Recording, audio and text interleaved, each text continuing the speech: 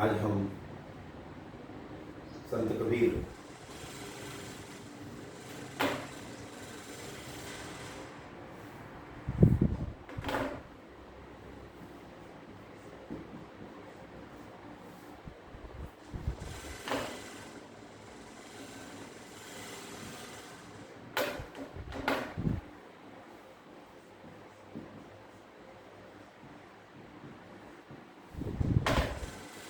आज हम संत कबीर जी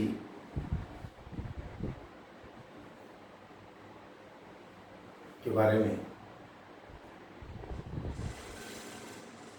जो अध्ययन के लिए हमें रखा गया है उसकी ओर बढ़ते हैं।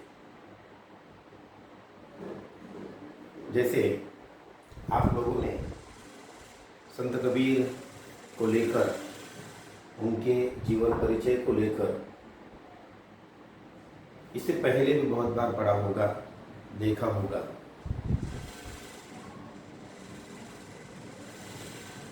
और जो सिलेबस में नहीं है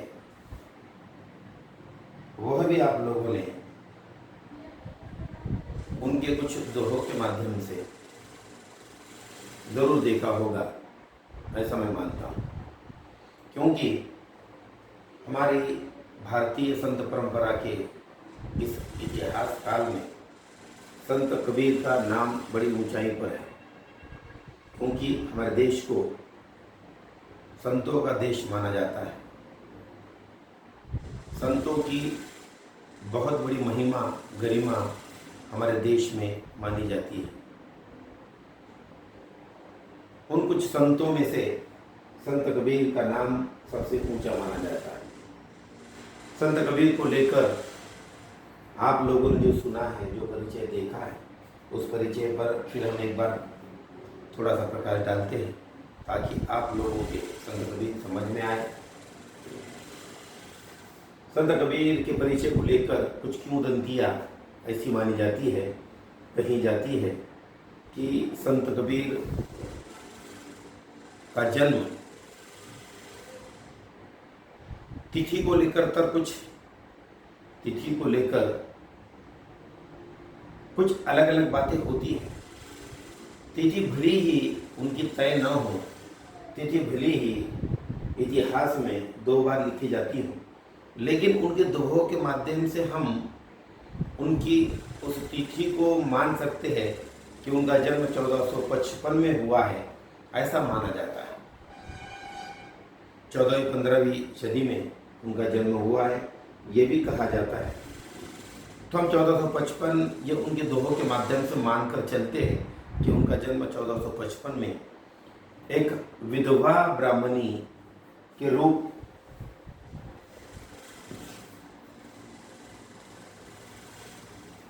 एक विधवा ब्राह्मणी की कोख से उनका जन्म माना जाता है।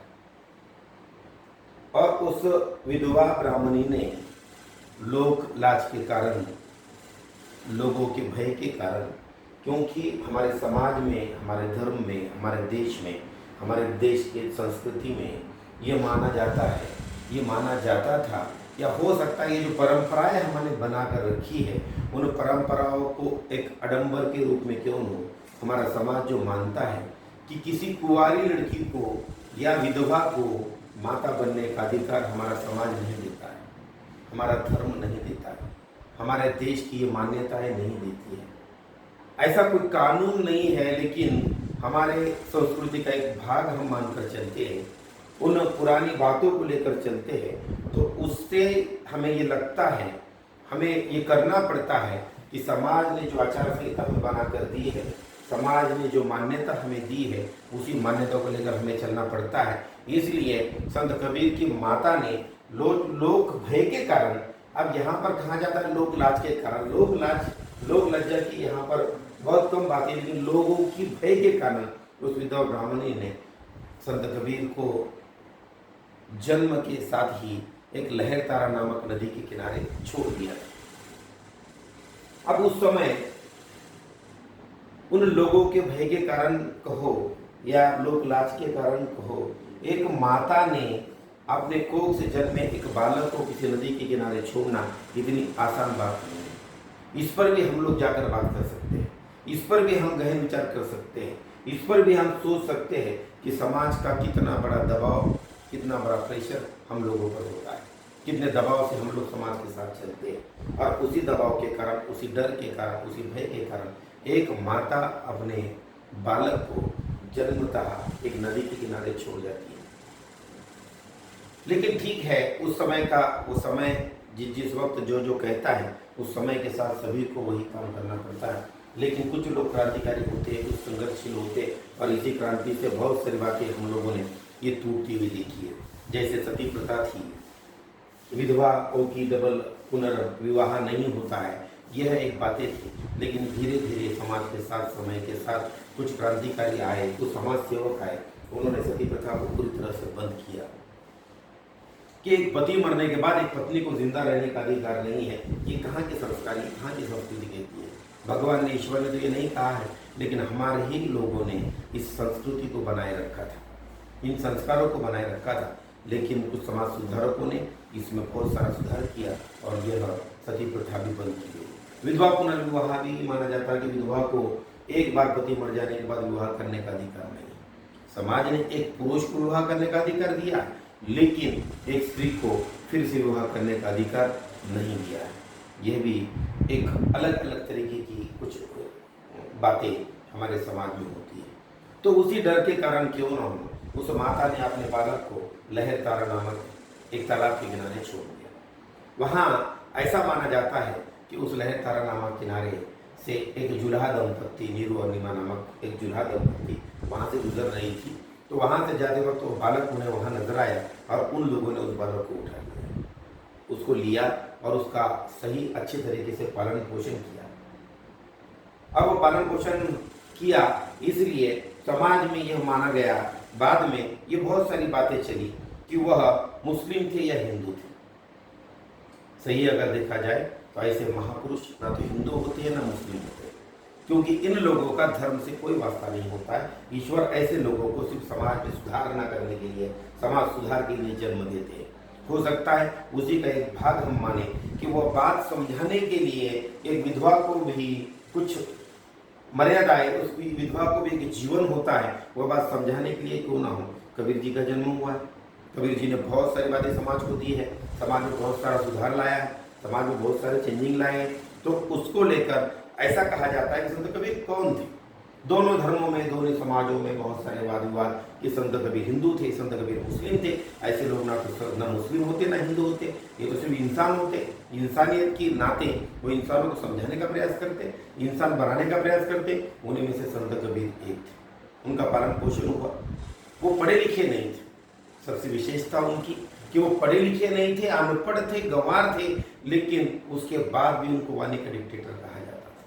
क्योंकि हो सकता है ईश्वर की कोई शक्ति हो जिसकी वजह से वो इतना कुछ लिख पाए, इतना समाज को दे पाए। अलग अलग तरीके के उन्होंने समाज को दोहे दिए। जैसे उनके साहित्य को लेकर लिखा जाता है कि उन्होंने 3 अलग अलग शाखाओं में काम किया है। पहली वो जो शाखाएं उनकी मानी जाती है तो साखी और सुभद्र रमिनी। तो इस तरीके से ये माना जाता है कि उन्होंने जिन इसमें काम किए, 3 शाखाओं में काम किया, वो साखी, सबद और रमैनी, इन अलग अलग तरीके से किया, जिसमें ज़्यादा काम उनका साखी पर भी हुआ है और दोहों पर भी हुआ है।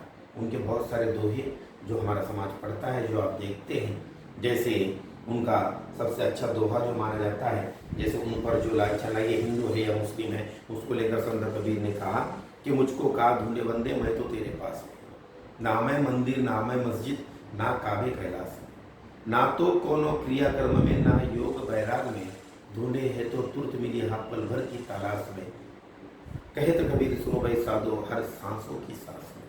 संत कबीर ने ये कहा कि ईश्वर हर एक इंसान के मन में बसा हुआ होता है, ईश्वर हर अणुरेणु में बसा हुआ होता है। ईश्वर के लिए ना तो मंदिर आवश्यक है, ना तो मस्जिद आवश्यक है। ईश्वर को ढूंढने के लिए हमको अच्छे मन की आवश्यकता होती है। वो कोनो क्रियाकर्म में नहीं होते हैं, योग वैराग में नहीं होते हैं। ये तो हम लोगों का भ्रम है कि हम ईश्वर को ढूंढने के लिए मंदिर मस्जिदों में तलाशते हैं और उन्हीं मंदिर मस्जिदों को लेकर हम इतना बड़ा बखेड़ा खड़ा करते हैं, इतने बड़े बड़े झगड़े हम लोग करते हैं, धर्म में बड़े बड़े विवाद हम लोग करते हैं कि हमारा यह ईश्वर है, हमारा ईश्वर मंदिर में बसा हुआ है, हमारा ईश्वर मस्जिदों में बसा हुआ है।